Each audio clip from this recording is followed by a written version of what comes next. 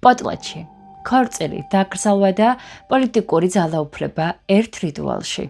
პოტლეთში, ანუ ჩუქება, კანადის წყნარი ოკეანის ჩრდილო-დასავლეთის სანაპიროს მკვიდრი მოსახლეობის ტრადიციული სოციალური ცერემონია და ზეიმია.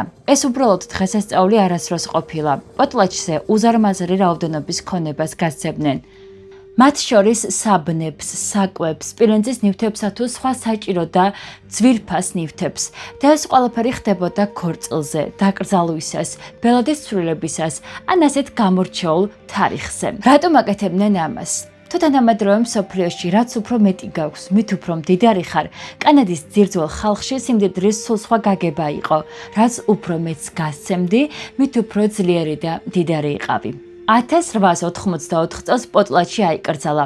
1951 წლამდე ხელისუფლება ძველი კულტურული და რელიგიური პრაქტიკების ასიმილაციასა და ჩახშობას ცდილობდა.